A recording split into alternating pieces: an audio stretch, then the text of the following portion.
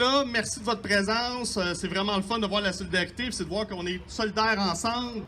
Les 225 professionnels de Bibliothèque et Archives nationales du Québec sont en grève pour une journée. Ils ont prévu manifester ce matin à Montréal pour réclamer de meilleurs salaires et un réinvestissement massif en culture. Les employés dénoncent particulièrement l'iniquité salariale entre les différents organismes parapublics. Myriam Fimbry. À profession égale, le salaire n'est pas toujours le même d'un organisme parapublic à l'autre.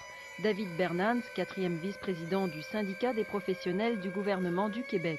Un agent de la gestion financière chez Hydro-Québec gagne à peu près 17 000 $ de plus que pour le même corps d'emploi à BNQ. Selon le syndicat, dans les institutions culturelles financées par l'État, les emplois à prédominance féminine sont moins bien payés que dans les organismes gouvernementaux à prédominance masculine, comme Hydro-Québec, Investissement Québec ou encore le Centre de recherche industrielle du Québec.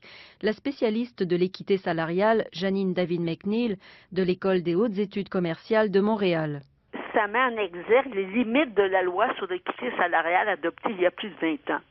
Parce que dans la loi, c'est écrit que les écarts salariaux vont s'apprécier au sein d'une même entreprise.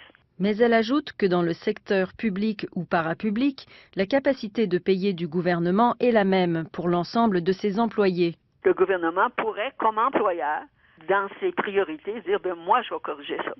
Pour des emplois identiques, mais qui appartiennent soit à des syndicats différents, soit à des secteurs gouvernementaux différents. Bibliothèque et Archives nationales du Québec ne se prononcent pas sur le fond du sujet et indiquent que la discussion reste ouverte, tant avec les représentants des syndiqués qu'avec le Conseil du Trésor.